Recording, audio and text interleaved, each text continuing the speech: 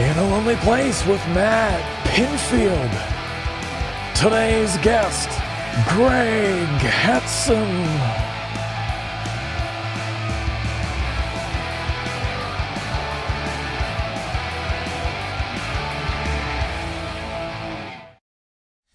Hey, it's Matt Pinfield. Welcome to In a Lonely Place. We started in the lonely place that was my living room when I was isolated during the pandemic. And we thought that the Smithereen song was always so cool.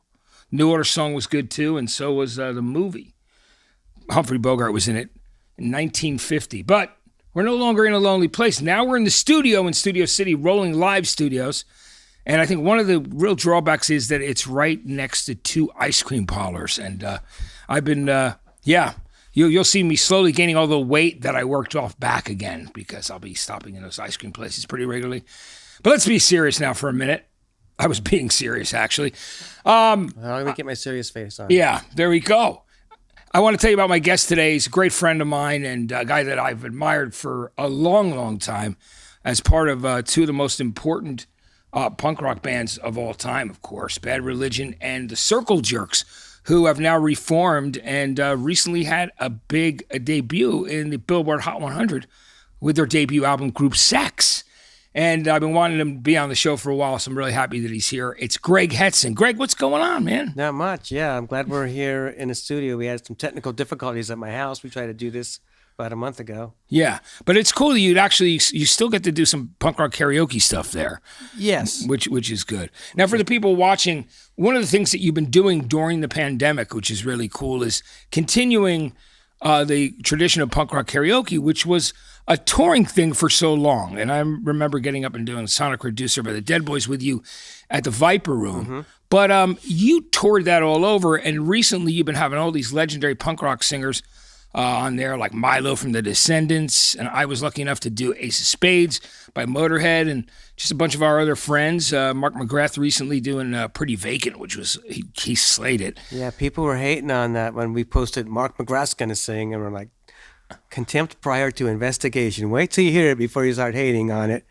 And it was great. He nailed it. Yeah, he was great. Yeah, Mark's amazing. He's a great guy. And his background is punk rock, He's of course. Punker. Yeah. Yeah, you know? And people who know. Yeah, people who do know, absolutely.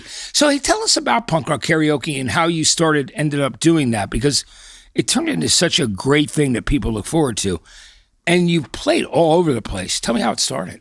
Well, a friend of mine hit me up. He had a restaurant, and he was like, I want to do punk rock karaoke for my restaurant's anniversary party. And I go, there's no punk rock karaoke, videos or machines. It's like, no, I want you to put together a karaoke band so people can come up and sing with it. And I'm like, that's a genius idea. So he had me and him brainstorm. We got some people together to do it at his restaurant. And I think the original lineup had Eric Melvin from NoFX, Jennifer Finch, L7, Derek O'Brien, who was the original Social Distortion drummer, Bob Mothersbaugh from Devo came in and sat on some of the songs. We had a pretty good all-star cast. A couple of different bass players and other people would rotate at first. Yeah, it's great. And now, of course, you got Stan Lee, who's great from the Dickies, right. And so, I remember seeing Stan in the band and seeing Circle Jerks with you all the way back in Trenton at City Gardens, seeing some of those early shows down there. I was just driving through Trenton the other day. I was pretty close to it. Yeah, did you pass the sign that says, Trenton makes the world takes? No, didn't see. Didn't go through the city. It was just kind of like, this is the highway towards Trenton. And every time I pass that sign, I'm like, I think this thing is ancient because I don't know what Trenton's making now. Except for a lot of, actually, qualifying as one of the highest crime areas in the country. Right, it's making history as a crime area and the state having to take over the police force and stuff. Or was that Camden? Whatever. There's just a couple bad areas. Yeah, they're close enough. That's the thing about it. Being from Jersey, I'm allowed to talk about it. I can do that. But so tell me about, then you decided to take it on the road. And recently, like I said, Stan Lee, Darren Pfeiffer, from Goldfinger is in the band as well. Randy Bradbury from Pennywise. Yeah, that's great. So tell me about some of the crazy places that you've been able to play. I know you did punk rock bowling in Vegas, right? Which was that gigantic festival. Yeah, right? We do that every year. We kind of closed it out. We close it out every year at a club show, and we've taken it on the road. We've done Warped tours. We've done our own tours. We went to Europe once. Yeah, we just kind of take it on the road, have some fun with it. When we first did it, we were like, this is great. This was a lot of fun. It's great for the people because they get to come up and be in a band for 2.5 minutes. And it's cool for us because we could be a Sex Pistol for 2.5 minutes or Ramon. So it's a win-win for everybody. It's a great time. It really is. And people come out from all over and they seem to have such a great time getting up there and doing it. If you're great, great. If you suck, even better. Yeah. Well, that's what makes it entertaining, yeah. right? At the end of the day, that's the best part of karaoke. Is when people really suck. Yeah. That's part of the entertainment. It's part of its charm. Tell me, and speaking of touring Europe, you did a bunch of tours also with Marky Ramone. Tell me about that, because being big Ramones fans that we are. Yeah. Tell me, I mean, that's another thing, of course, that with the pandemic this year, Circle Jerks were going to go on tour, and you were going to do that. And but you've done a bunch of tours with Marky Ramone. Tell me about that, because him being the only real surviving Ramone. Now, you know, some people used to say, oh, well, he's not one of the first four, but he's as important as the first four because he was on so many of the great records, and you can't take that away from Marky. I've always defended him in that way. I think he's genius. Yeah. He just hit me up. We were at some, what are those things called? One of those conventions where you go and hawk your wares and sign stuff, like a Comic-Con type of thing, but it had music. There was some music involved. And we were kind of we were next to each other in the booths, and we have the same agent that books us at these events. And he goes, you know, Marky's looking for a guitar player. Would you be interested? I'm like, yeah. So Marky goes, yeah, I need a guitar player for this upcoming European tour. And I go, here's what it is. Here's the deal. And he writes out a set list. Here's a set list. There you go. And that was kind of it. Yeah. And how many Ramone songs? I mean, did he do like 20? We did like 25? 40 or something. 40 in one set, right? Yeah. Yeah, and it was bam, bam, bam, nonstop. And I hadn't been on tour in maybe 4 or 5 years, and it was a little challenging at first. It was, you know, to remember how to pace myself on stage, get into the groove of going bam, bam, bam with not stopping. But it was a lot of fun. Yeah, it must have been. Ramones were, you know, first punk band I got into. Yeah, and myself too. I can agree with you on that. I mean, '76. That's when we got that album. You know, when it came out, the first record. Now, who else ends up playing with you on those Marky shows? Is there a guy named Sonny Vincent from the Testers that's done some shows? No, right now he's got a bass player from Argentina named Martin, and this guy Pela is a singer. He's from the Basque Country. You can't say Spain. You got to say Basque Country. He's from there, and I think they have an Argentinian guitar player now. Well, it makes sense to me because, you know, Ramones are such a staple, not only here, of course, worldwide, but it's wow. When I was last year doing Rock in Rio in Rio de Janeiro in Brazil, I walked outside my hotel, and there was a guy parking his car who was a local, and he was blasting the KKK Took My Baby Away by the Ramones. And I was like, wow, this is so cool. I'm in Brazil, and somebody's blasting the Ramones. Then I saw some kids skateboarding and playing This Charming Man by the Smiths. And I was like, wow, people really like good music down here. It's a good spot for punk rock in South America for sure. Let's talk about you, Greg, growing up, you know, and discovering music yourself. I mean, tell me about when you first picked up the guitar, and who were some of the records and people that you were listening to as a kid that you wanted to emulate? Yeah, well, my dad was he was a big vinyl collector, I guess. He would call him a vinyl junkie, or just a music fan. He didn't play any instrument. He did have an acoustic guitar laying around that he never really got around to learning. But, you know, my parents just came up to me one day. It's like, son, to be a real well-rounded human being, you need to learn an instrument. What do you want to play? And I think one of my parents was driving me to school one day, and I heard the riff to Up Around the Bend by Creedence. I'm like, I like that sound. What's that? And that's the guitar. I was like, I want to play that. So I took some lessons. I was probably 10 or 11, and didn't really stick with it. Yeah. Put the guitar back under the bed, and didn't pick it up again until I was 16. Yeah. But I was always buying records. I was buying a lot of the top 40 stuff. Yeah, what we liked. We're a month apart. We're born a month apart. Yeah, so we grew up listening to the same stuff. And as a kid, that's what you do. Yeah, it's the first thing. Of course, you're going to go to top 40. But there was also, you know, FM back in the day was pretty much free form, like satellite radio. Anything went. You can cuss on the air. There was no program directors, and my dad listened to a lot of that. So I got a lot of the Vietnam protest songs and folk stuff. He was really into that. Yeah. So that kind of, I think, shaped my view of the world and where I ended up musically, with protest music. Yeah. So what was the first band that you were in? I mean, I know we're not talking about when you were in Red Cross. Was there like a band you formed maybe with guys from school before that or guys from the neighborhood? No, that was my band. I met Jeff McDonald in Photoshop class. So you high school, literally, yeah. So that was your first band. That was my Red first Cross. band. He was a freshman. I was a senior. I think he was, yeah. And he had like a Bags flyer on his, taped to his Peachy folder, if anybody remembers those. And I go, "Oh, you like punk rock?" And he kind of looked at me like I was going to give him shit. And I'm like, he's like, "Yeah." I'm like, "Yeah, so do I." And we started talking. And our teacher let us bring records in. And most of the kids were bringing in like disco and, rock albums. And we would bring punk rock records in and play them while we were developing stuff in the photo lab. And then we started the band from there. Yeah, that's really cool you started with them.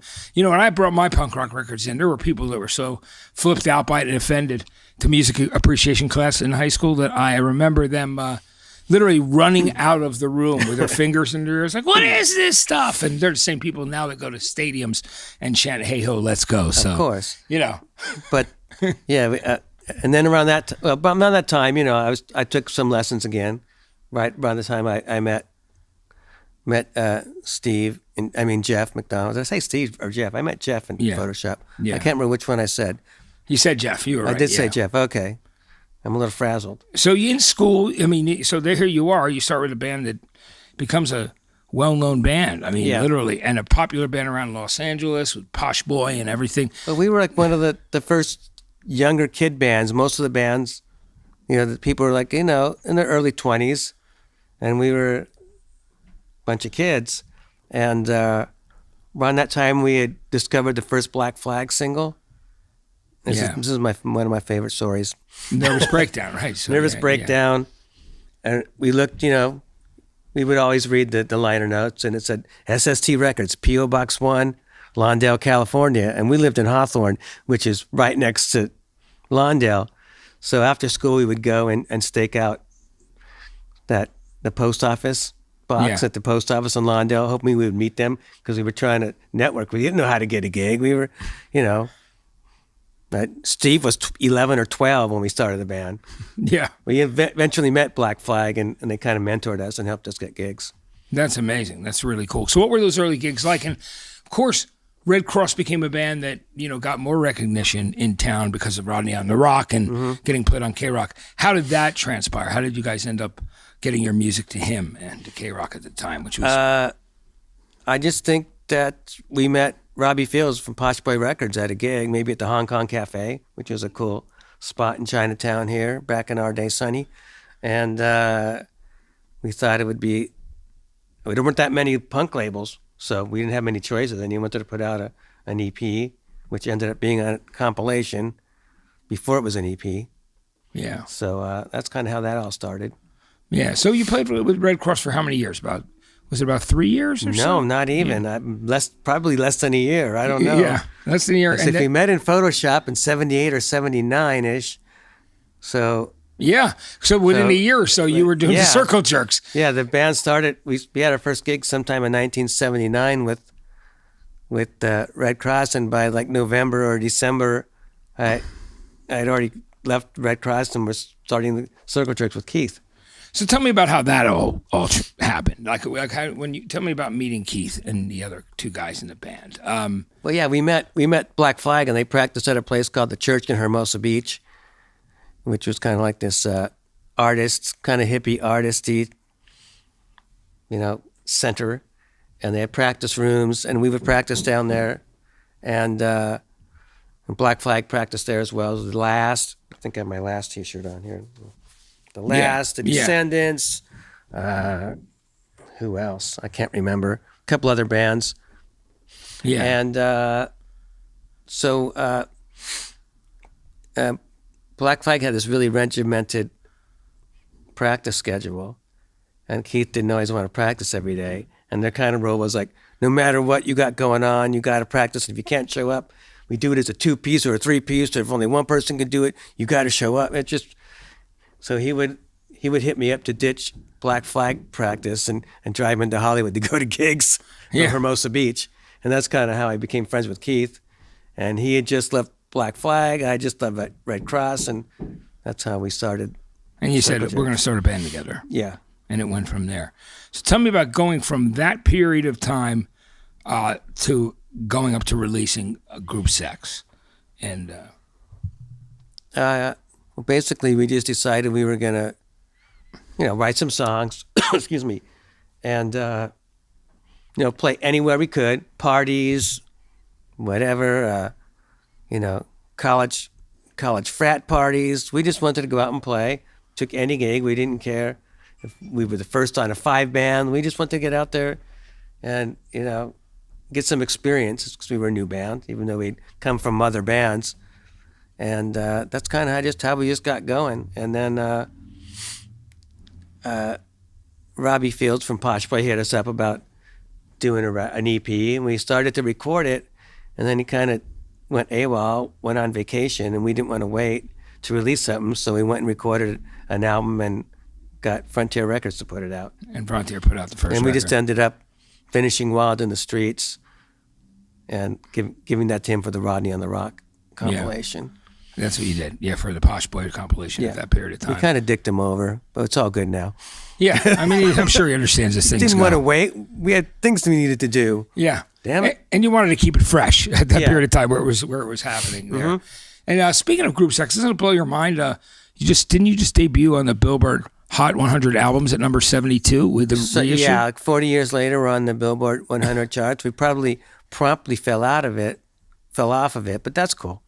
Yeah. But it was great to see you guys in there. Like you guys were right next to like who Adele and Queen's Greatest Hits Yeah. and the Circle Jerks, Group Sex. And I thought that was amazing. It's crazy. It's cool. It's cool. It is way cool. Yeah, we just, re-released the 40th anniversary with some bonus Ghetto Blaster recording from Keith's mom's garage where we practiced in Inglewood. Yeah. And cool packaging. Shameless self-promotion. Yeah. No, but you should let people know. Yeah. I mean, it's great. And I know that the first run of them sold out really quickly. Yeah. But there's a we're booklet. going to do a run of some other colored vinyl. So if you didn't get the first ones, it's all good. Yeah, it's really cool, by the way. It's great. Now, so talk to me about, so you go from that album, Group Sex, to Wild in the Streets, right? Which is the second album. And you had so many fans that ended up in punk rock bands that you know from later on. Like you and I hang out with Tim Armstrong from Rancid. We talk to him.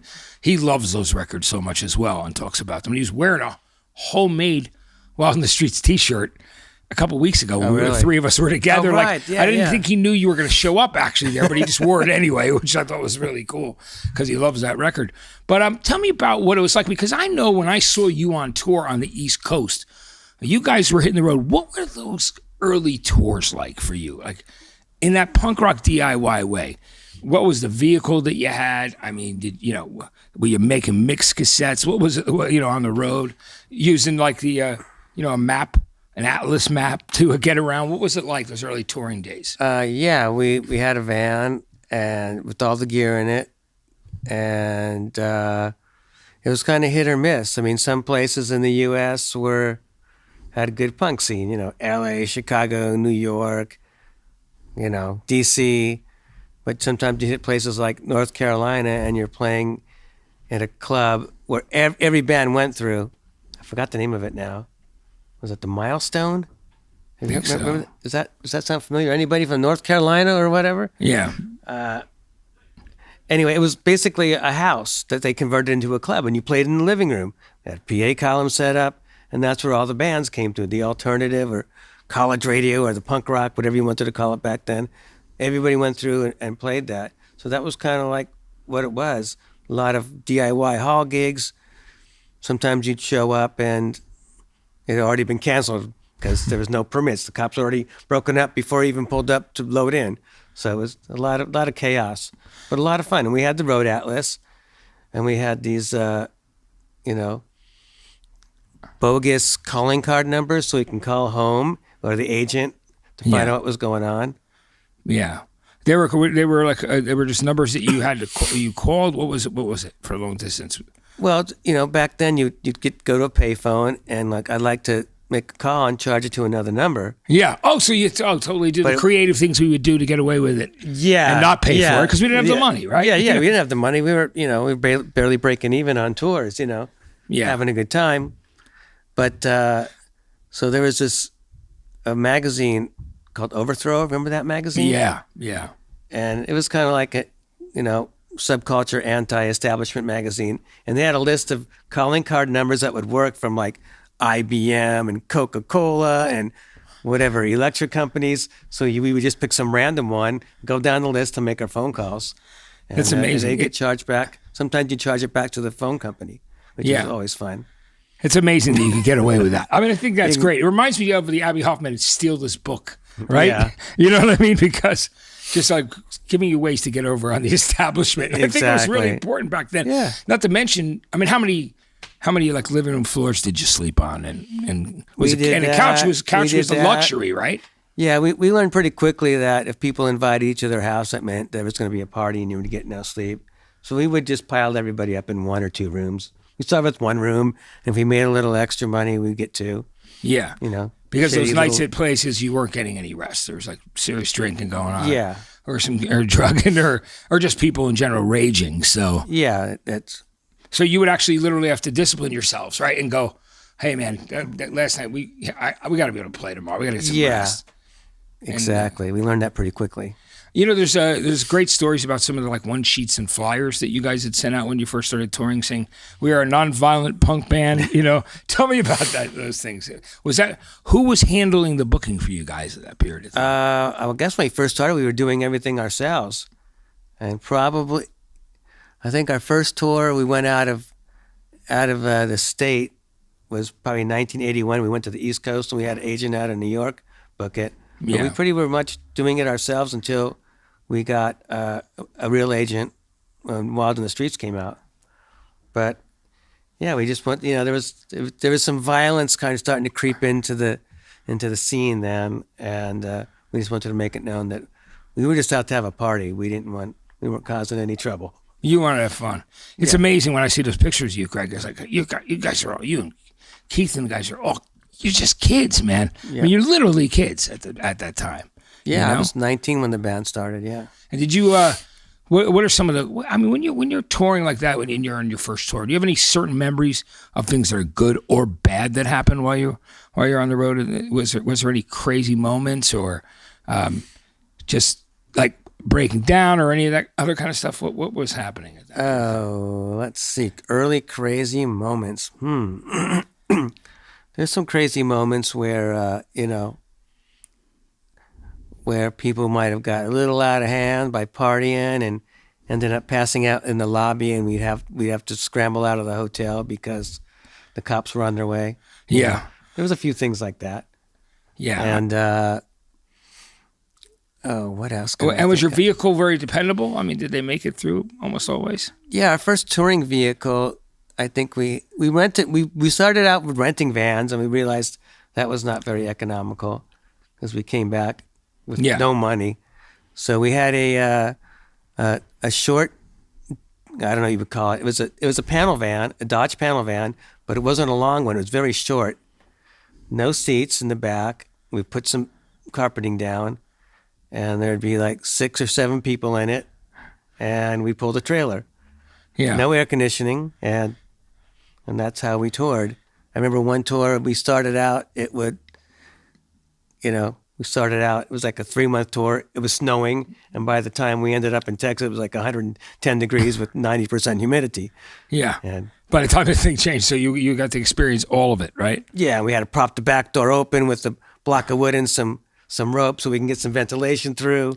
So you wouldn't pass out while you guys were trying to drive. Yeah. And then did you do the whole driving in shifts so you could go and get to the next gig on time? Yep. And did everybody democratically control the cassette player or the radio? I know your first tour, you only had a radio, right? We only had a radio, only had AM radio. So it was just all AM radio, talk radio. And you'd hear top 40 of what was going on at that period Maybe of time. someone brought a little portable cassette player. Yeah. But yeah, it was pretty democratic. And then was the second vehicle, did you have a cassette player in there? Because I mean, it's so important to music when you're driving long distances. Yes, we had a cassette player on the second vehicle we got. That's amazing. That's great stuff. So tell me about... we also had, I remember also on the first vehicle, I had like a portable TV that was battery operated, or you can plug into the, you plugged it into the lighter? Cigarette lighter, yeah. And we'd put the aerial out the fly window. Anybody remember fly windows? Yeah, that is amazing. And yeah, I just remember one time we had it like rigged, and we were all watching this like football game, and it started to snow, and the reception was coming in and out. It was a really exciting game, and we're trying to watch this like playoff game, driving through the snow, and you're just trying to keep the signal from coming in, going up through what's that? Mount Shasta. I just remember driving up through Mount Shasta, and we're trying to watch the end of this football game. So we had fun stuff like that. That is funny. Did you guys do a coin toss to see who ended up driving during the game so that they were the ones who didn't get to watch it? No, there was a couple main drivers. I was one of them, and one of our crew guys. Yeah. We did the bulk of the driving. Yeah. I just like to drive. It's relaxing to me. Those portable TVs, it's funny. It reminds me of like back when in the 70s when I was a little young kid going to concerts with my older brother. Mm-hmm. And in Port Authority, they used to have these weird TVs in the chairs. But you had to put a quarter in them. I remember those, yeah. Put a quarter in them to watch television, and the reception was shit. It was like, it's like, there's all kinds of lines across people's faces. That reminds me of early touring, going to like a Motel 6, and it cost extra 50 cents or $1 a day for the TV. Yeah. And sometimes we couldn't afford it, so we didn't have a TV. We couldn't put the TV on. Because that 50 cents meant gas. Yeah. Doesn't it blow your mind now, like because gas is so expensive and things have changed so much, that people couldn't do the kind of touring that you guys did back in the day? I mean, gas was so inexpensive that it gave you a lot more freedom, right? Yeah. I don't know what it would be with the cost of living these days, but the gas taxes were a lot lower everywhere. Yeah, they were definitely lower. And I remember when I was upset when it became $1 for a gallon of gas. I was like, what do you mean? What do you mean $1? Dating myself, but that's okay. I don't mind that. I'm not trying to pretend I'm any younger than I am, which is amazing. Greg, let's, we could also quickly, then you left and went to Bad Religion. And how many years did you play with Bad Religion? I mean, I was in both bands for a while. I did double duty for a while, starting in 84. And then I think the Circle Jerks broke up for the first time in 1990. So I was kind of lucky where I was doing double duty, and while the Circle Jerks were imploding, the Bad Religion started to take off. So I got kind of lucky. Thank the good lords. And then all of a sudden you guys had signed to Atlantic, right? Yeah, after putting out 3 or 4 albums on Epitaph. Yeah. You'd done the Epitaph records and others before, and then, that record really took off for you guys. I mean, Recipe for Hate was already starting to get airplay. Yeah. I mean, it was. And even, Off Against the Grain, the original version of 21st Century Digital Boy. I remember playing it on the radio. And then all those things started to, all of a sudden, then Atlantic, then the tours got bigger and everything like that. But currently... But what was funny, what was strange, it's like we'd be touring the U.S. and we could barely get arrested. We go to Germany, and we were, drawing 1,000 people. So we kind of got big in Germany before we got big in the U.S. With Bad Religion. Bad Religion, yeah. Yeah, that's amazing. Was the UK like that as well, or is it more like? No, the UK was our weakest market in Europe. Yeah. It took a while to break into the UK market. Yeah, which is amazing. So recently, you guys reformed the Circle Jerks, which people are so excited about, and you were slated to tour and do a bunch of shows when this damn pandemic came along. Angry face. But tell me about how you and Keith ended up getting back together. Because, for a little while, you guys really, because you guys hadn't spoke for a while. Your lives gone in different directions. Right. We weren't on bad terms, but wasn't, for some reason, it just wasn't the right time, or we weren't ready to get back together. And things kind of started thawing about a year and a half ago, and I heard some grumblings that we might be getting back together. But I've heard that before, and then it actually did happen, and we committed to punk rock bowling and a bunch of other festivals and some touring, and then the zombie apocalypse happens. Yeah, which is unbelievable. I mean, now that you know that there's such an interest, Trust Records Company put out Group Sex. They're going to do the same thing with Wild in the Streets. Yep. I mean, they're going to continue to put out the records, and they've been doing cool. They're going to do cool reissues. Yeah, it's going to be cool. It's going to be similar to the Group Sex. We're going to have bonus material and a cool insert, and and we're also going to back in the I don't know what year it was. We decided to remix Wild in the Streets. So the new old version of Wild in the Streets is going to be the original mixes, which have not been available since, I don't know, maybe the late 80s, early 90s. Yeah. Because we didn't, we went in and recorded the thing like in 4 days or something. Yeah. We were like, we didn't like the way it sounded, and we remixed it. And then we realized, it was kind of good the first way. Yeah. You're like, and people knew it that way as well. Yeah. Which is cool. It's kind of like sometimes when people remix albums, you're just like, wait a minute, that's not how I know it. Yeah. People have done that before. I did it with a David Bowie album, I think Station to Station, and I was like, what's going on here? Leave it the way it is. But I mean, I think it's great that you guys have these reissues. Yep. It's obviously people are excited for these shows. So when this pandemic does pass, yes, we'll get some great Circle Jerk shows. Yes, we are committed. We're not going anywhere. We're back. Woohoo. That's great. Well, listen, let's talk about, we do, our favorite, we talk to our favorite artists about 7 records that are a big part of their life, either the favorite records of all time. How did you come up with the number 7? I think I could blame Chris Trevero that. Wasn't it 10 and then you made it 7, Chris? Yeah, because we couldn't get 10 done. We couldn't get we couldn't get them done in time. Yes. Yeah, I mean, it was just, we would go on and on Okay. and on. And, I mean, it was good though. I mean, I enjoyed doing 10. 7 is tough. But 10 would be easier, but it's still not easy. Yeah. Oh, listen, man. In my book, I mean, for each decade, they asked me to put 50 down. I'm like, 50? Are you kidding me? Damn. That's like, it's hard to do. I mean, even for that, because there's been so many great records because we like so many genres. Right. But, these are records that were very influential in your life. And you and I have had these conversations before we did this show about so many records we loved growing up because, again, we were born a month apart. So the first record that you picked here is the 4th album from Aerosmith and the 3rd that Jack Douglas produced. Great record for the band. And Lovely graphics. And there it is. Rocks right behind us. Tell us why you picked that. I mean, I'm sure knowing you probably already had the earlier albums too, with Toys in the Attic being a huge one and Get Your Wings and the first one. I remember it was just funny in high school, and maybe before I went totally punk, before I put the mohawk up, but we had a jukebox in our high school cafeteria, and it was always a mad dash to who could feed the jukebox, the kids that liked disco or us that liked rock music, and we actually had Toys in the Attic on the jukebox. I just remember that was a big. So it was an actual album jukebox, or was it? Yeah, it was 45 singles. Oh, 45. So yeah. So you would have like Walk This Way or Toys in the Attic or something like that. Yeah, there was some rock stuff. Anyway, but rocks, I don't know, there was just something about it's just a really dark sounding record. You can just feel this weird dark, like maybe, I don't know if they were all fucked up on drugs or whatever it is. It's got this weird, it's got a cool energy. It's got this, bad energy in a good way. Yeah. So I've always liked that record. I wasn't doing drugs back then, but for something caught me about that. This is dangerous. Yeah, it did. It's, I mean, even just the way, the bottom end on that record, right? Yeah. Like starting with Back in the Saddle.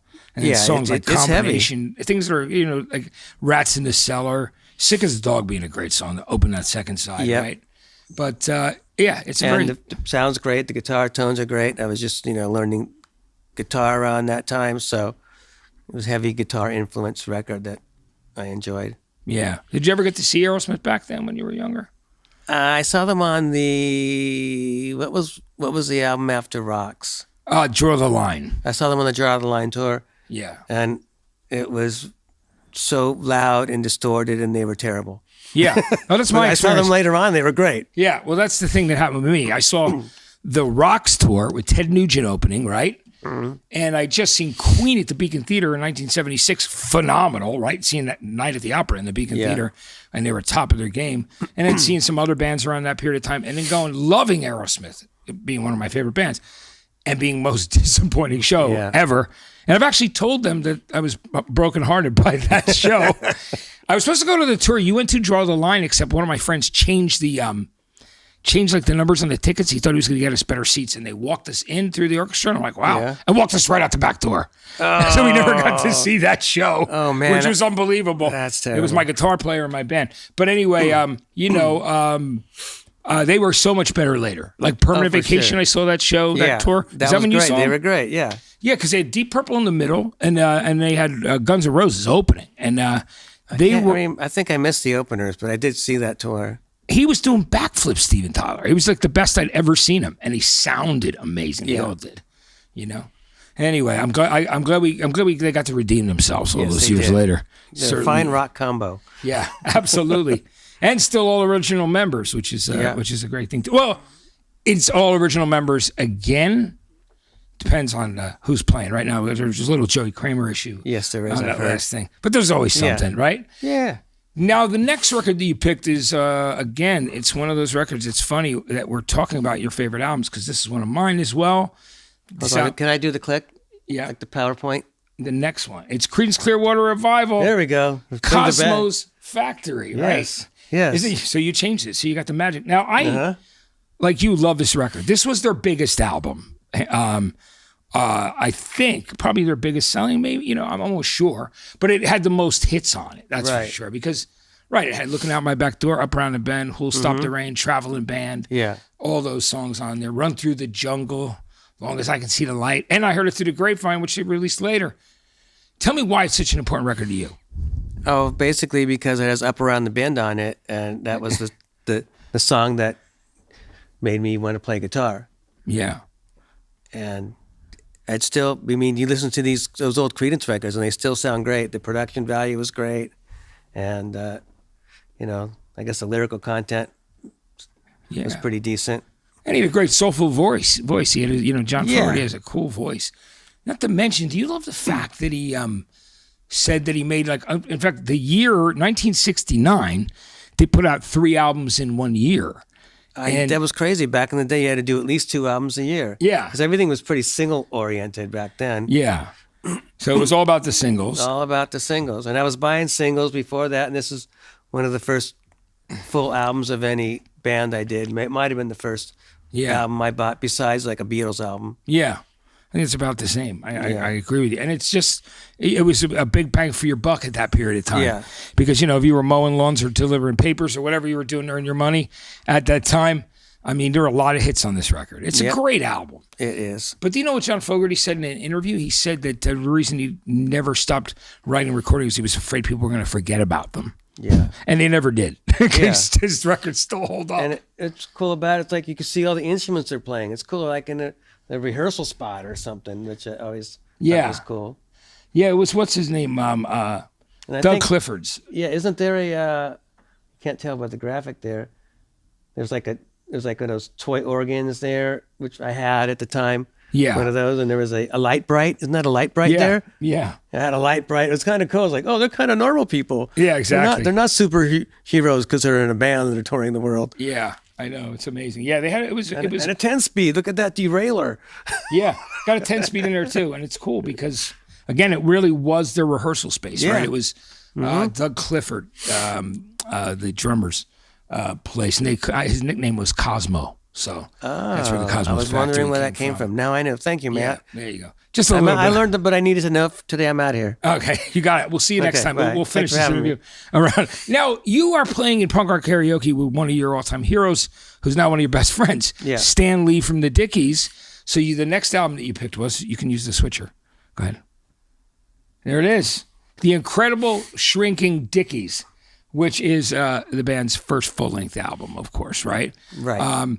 Now, tell me about how you discovered this record and why it's so important to you. Well, I discovered the band on K-Rock, on the Rodney on the Rock show. They were playing the Dickies. And I saw that they were playing at the Whiskey. And I hadn't gone to any club shows. So it was the first club show I ever went to and the first punk rock show I ever went to. So, and it was the Dickies and the Middle Class opened up. And when the Middle Class came on, with all these kids like my age, and that really inspired me like, oh yeah, I can do this.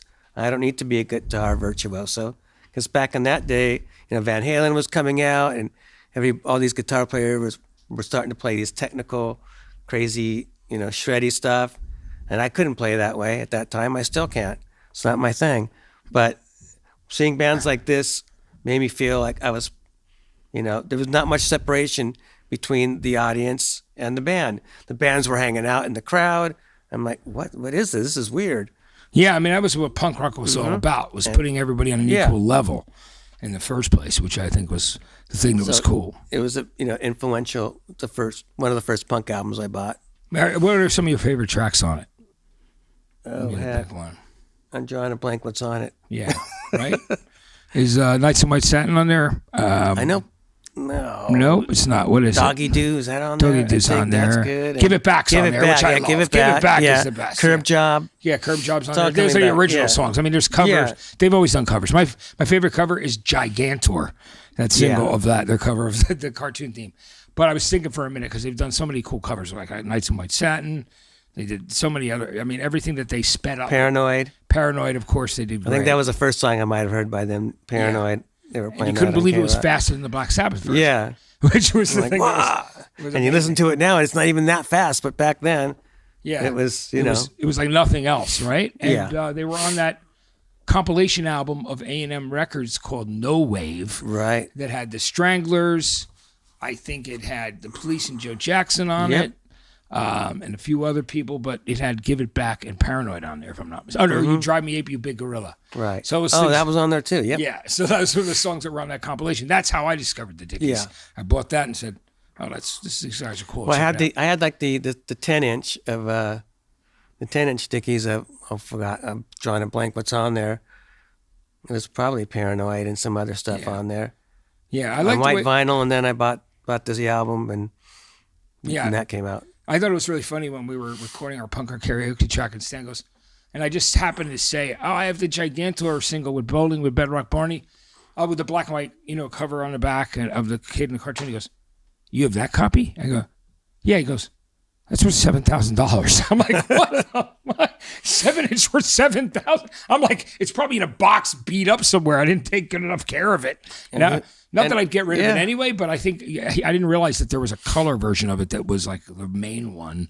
Yeah. I just ended up, you bought the one you could find. Exactly. Back in those days, with punk rock records in stores, usually if they stocked one, you were lucky you got in there, or you knew. And there's like three or four record stores in each major city that actually you can buy and find punk rock. Yeah. So it was more of a.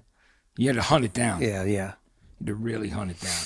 Now, what I love is a wild card that you pulled next, your latest album. So if you can use the clicker. All right. Herb Alpert and the Tijuana Brass, which is, it's amazing. We were just talking about A&M Records. Yep. Herb Alpert starting that record label with Jerry Moss. That's what the A&M meant. Being the A, and Albert. Him being the A. Alpert. And just how big the Tijuana Brass were. But what blows me away is that I hear a lot of those records were actually the Wrecking Crew, right? On a lot of those records. So it was... Glenn Campbell maybe playing on it, or somebody like Hal Blaine. Sure. Either way, it just had there was something about it transporting you, right? I mean, gave you this feeling that you were in other places. Tell me why you love this. It was one of the only records that my parents played that I actually liked, because my dad was really into folk music, and I really detested it for some reason. Yeah. I don't know why, even though, it has that anti-establishment lyric, which, ended up leaning towards with my choice of genres to play. Yeah. But for some reason, it's just happy music. Yeah. It's anytime I would put on Herb Alpert, I get happy. And we would use like Herb Alpert as the music to go on before we went on stage with the Circle Jerks, and the kids either hated it or they were just dancing in the pit to Herb Alpert. So it's just good time, feel good music. It really is. I remember, I think I had a 7-inch of Zorba the Greek with Tijuana Taxi on the back of it. But did you like when Soul Asylum on Twin Tone used the Whipped Cream album cover and did like the mock the of homage. it? It was great. Very cool. in the early Soul Asylum stuff. But yeah, Herb Alpert, man, the guy was an amazing guy. There's no And question the about fact, knowing the history now, it was one of the first labels started as a indie label started by an artist, like a musician, that wanted to give better deals to the people they signed. So respect. Yeah, you got to give Herb and Jerry that respect. Yeah, for sure. There's no question about it. Now, what I love you pick next is, a lot of people would have maybe picked one of the records after the band had signed to Columbia with Sin After Sin. But with Judas Priest, there were 2 independent albums that came out in America first, Rock-A-Rolla and, of course, Sad Wings of Destiny. Tell me how you discovered that. Sin After Sin after this? Yeah, Sin After Sin was after. Okay. Yeah. Why did I choose this? Well, getting back to, the Aerosmith and finding hard, heavy music, and, Queen was getting big, and I was into Sparks, and anything with a high-pitched singer was cool, and most outrageous, stuff you could hear is what me and my friends were into. Like Freddie Mercury and like a Ron. Yeah. Right. Yeah. And so I got into this record, and I just, it's really heavy guitar laced rock, and I just remember always sometimes going home for lunch for school and then not going back so I can listen to It Rocks and Judas Priest, Sad Wings of Destiny. So it's just one of those. It's a comfort album. Yeah. How did you discover it? Because I didn't discover the band until Sin After Sin, and I stumbled on that.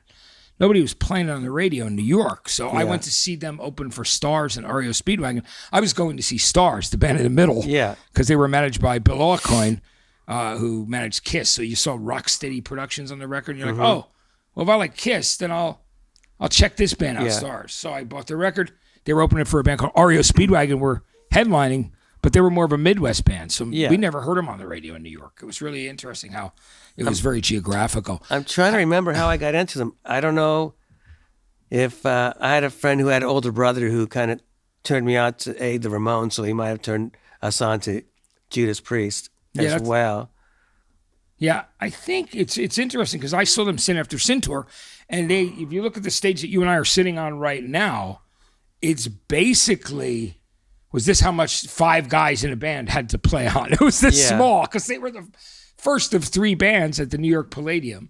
I saw them open for the headliner was Mahogany Rush, and the middle band was Fandango, and Judas Priest was the opener, and that was probably around 78-ish. Yeah, and they didn't sell any. They weren't allowed to sell any merch. Me and my friends were bummed because we couldn't buy a Judas Priest shirt. Oh, they weren't allowed because of the headliner. Yeah. Mahogany Rush would not let them. Frank Marino was not being a good sport. And he was not being a good sport. But they had played maybe a month or so before at the Whiskey, and I wasn't allowed to go to the gig because you were too young. I was too young. So, but my parents were cool for me going to the Santa Monica Civic to see them. Yeah. So, Santa Monica Civic, a place that I've never been to a show, but I, seeing the Bowie bootleg from the Ziggy Stardust tour, it had like a mythical thing for me as a kid. Because I'm like, wow, Santa Monica Civic Auditorium, it sounds so cool. Of course now I drive by it, but you got to see the shows there. Yeah. Which is pretty amazing. Got to play there too, which was pretty cool as well. Yeah. How was that? Tell me about playing it. I mean, is it a great venue? Yeah, it's a great venue. It's how many seats is it, you think? Is it like there's 2 configurations. It's either like 3,500 or maybe 4,500. I don't know. So in other words, they'll close off some. Yeah, and there's like any arena. There's seats. There's seats like in the back, and there's a big floor that elevates, or they could adjust the capacity to a big stage or a smaller stage. They used to have college basketball games in there. It's kind of a weird, cool venue. Yeah, multi-purpose. Sounds great. I hope I get to see a show there one day. Yeah. When we start seeing shows again. Now, one of the next records that you picked is one of my favorite records of all time. Certainly my favorite record by this band because it's the first one that I ever owned, and it was the one right before Night at the Opera. Their third album, Sheer Heart Attack. Why do you love this Queen album? I guess from hearing the Killer Queen single. Is that when you discovered him too? Yeah. Same here. Yeah. And it was just nobody sounded like that, and still nobody does sound like this. They're very unique band that all different elements that appeal to me and still do. Yeah. I mean, this record still sounds unbelievably great. Yep. And it takes you on such And right over there's a tape machine used by Roy Thomas Baker, I heard. Yeah. Who right produced here that in the room. record Yeah, in this who room. produced that. Yeah. It's on the other side of the studio here. Now, Roy Thomas Baker, by the way, speaking of which, I had lunch with him one time, or he had tea, and we talked. He told me all kinds of stories about Queen in the studio, which were pretty amazing. So I took him out to lunch so I could hear those stories. Yeah. But this record, from the very beginning, like Brighton Rock, people keep discovering Queen and love Queen, whether it's because of the Bohemian Rhapsody movie, but young kids are into them. But it was cool that there was a movie about a year or 2 years ago called Baby Driver. And during one of the chase scenes, they used Brighton Rock. It was brilliant. Brilliant. Did you, when you saw that, were you like, oh my God, it's Brighton Rock? Just from the first, it seems like the whole movie, which I think it was written around the soundtrack. Yeah. Every scene was perfect. Every song went perfectly with each scene. It was really well done. Yeah, it was really cool. And I love that. Just to hear Brighton Rock in there.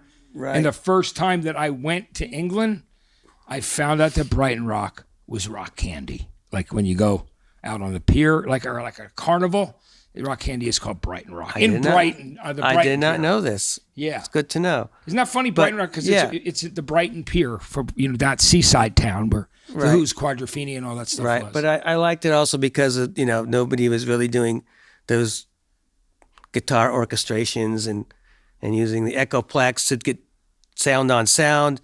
Not a lot of people were doing it back then. And Brian May was really nice innovator, kind of. Yeah. I found out later he was just kind of emulating Les Paul, but with his sound on sound and cool shit like that. But he was great. And I mean, I think we both agree the first speed metal song ever is on this album, Stone Cold Crazy. Oh, for sure. Without a question, that is the first speed metal song. Metallica have covered it. Yeah. And it's 2.5 minutes of pure rock bliss. It's genius. Yeah, it's pretty hard. I mean, there's some tracks that I would probably skip over now, but it's a whole one of my favorite Queen. It is my favorite Queen album. Yeah, mine too. I love the record. And it's a pretty stark album cover, by the way, that Mick Rock took. Yeah. By putting sweat all over them, like they look like they just all had heart attacks. So that, I think, freaked a few people out when it ended up in the stores back in the day. Sure. It was, definitely cutting edge for its day. Yeah, for its time, 1974, 75, which is amazing.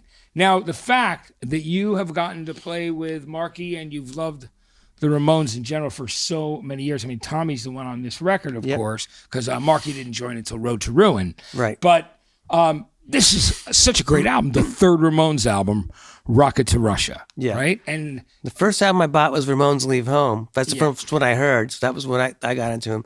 But to me, this all the way through is one of my favorites.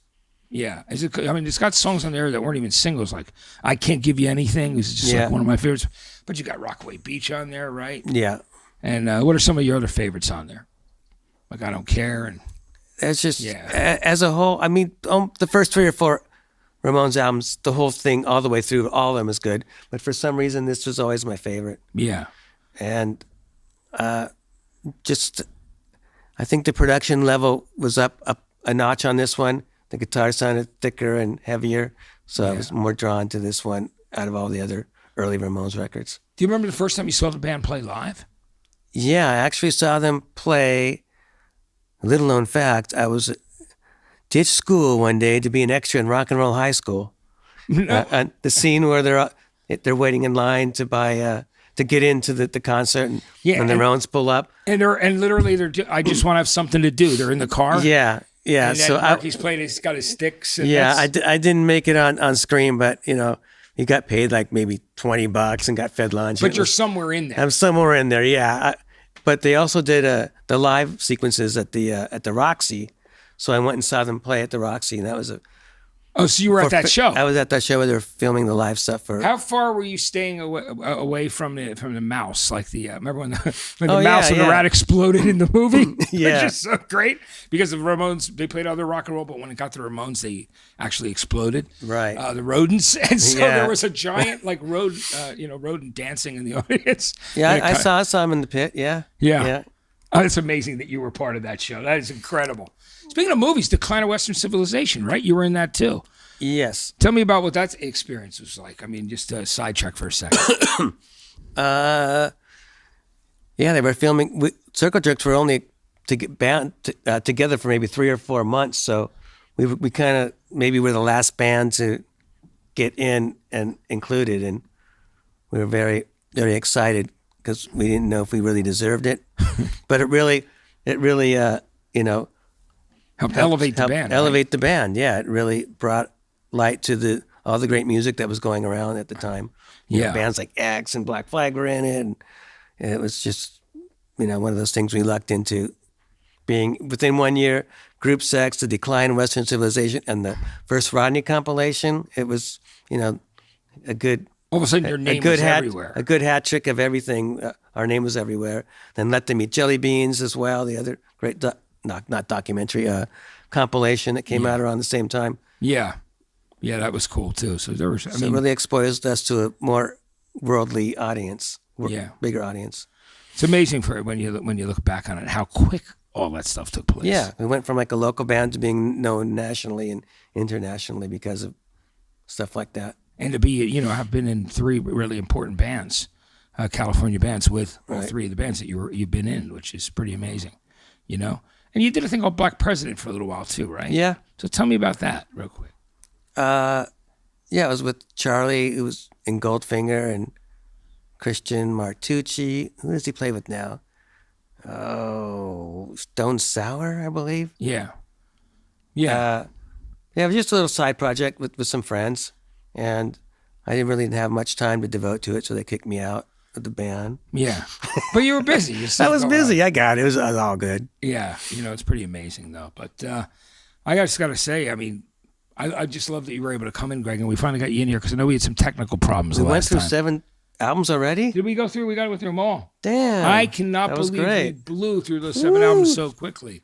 Yeah. I'm glad we were able to, I had a do-over. I'm sorry for anybody that tried. I apologize to anybody that tried to log in first time, and I felt like such a loser. No, you weren't, man. I mean, sometimes, we get those technical problems when we can't even, I blame it on the internet company. That's what you got to do.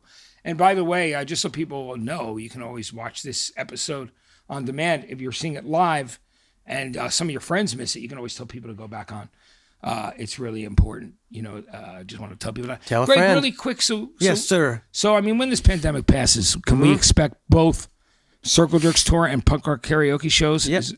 Right back to doing what you guys do best, right? As soon as we can. We're still trying to keep our chops up. Circle Jerks are playing, practicing, and, when the good Lord's open everything up. Yeah, it'll be good. It'll be great when you do it. And so, so you guys are going to continue to do punk rock karaoke online with different singers like you've done, which I had the honor of doing with you guys. You killed it, by the way. Yeah, thanks, man. It was so cool that Motorhead put it up there. Yeah. Because then 85,000 people watched it, and That's crazy. said I looked like my head was going to explode. But it was intense, and I loved.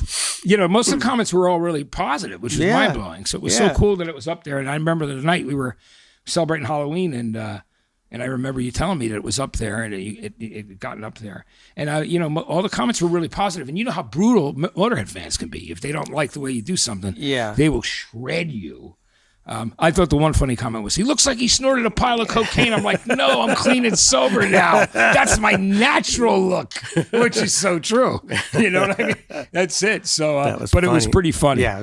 And you can attest that I was sober when I recorded that. Yes, sir. But my veins were popping out of my head a little bit though. But that's cool you got to get intense if you're doing that song and singing Motorhead. You got to. Yeah, you can't lame through that at all. No, right? But I got to say, Greg, thanks so much for coming on the show and doing this. I had a good time, and thanks for having me. It was great to have you, man. Greg Hetson, everybody. Don't forget, you can get the Circle Jerks Group Sex.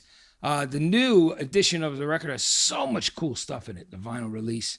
Trust Records Company is a company that released it. They'll also put out Wild in the Street soon. And how do they find punk rock karaoke? The videos. Just go to our Instagram or Facebook. Yeah, for punk rock karaoke. Yep. Yeah. Go there and watch all those incredible performances from people from a ton of punk bands, a lot of legends on there. singing some of their other heroes' songs. And it's then just really some of cool. our friends and random people are up there doing a great job too. Anybody can do it. Yeah. So you can even submit a version of a song yourself. And if they really love it, I think they'll put it up on their site, right? Could be. Could be. One of them. They're- I think they're- one of them. Wasn't that the Give It Back one that the girl sent you? We've had civilians Yeah. up there too. Yeah, people that aren't in bands. Yeah, It's great. we like to mix it up. I think it's cool that you do. Well, people can go check that out on their Instagram page, Facebook page. And also, if you'd like to watch past episodes or rewatch this episode of In a Lonely Place, all you got to do is go to youtube.com/Rolling Live Studios, which is where we're coming to you from right now here in Studio City. And we are safe in social distancing, right? Yes, we are. We are absolutely doing. We always do that without a question. Listen, thanks so much for watching us. It's In a Lonely Place. And remember, you're never alone if you've got music in your life. That's what I want to tell you because it's kept me going. And I'm still here. And I plan on sticking around for a while. Thanks so much for watching. Have yourself a great weekend. We will be back next week right here coming to you from Rolling Live Studios. Okay, take care and thanks for watching.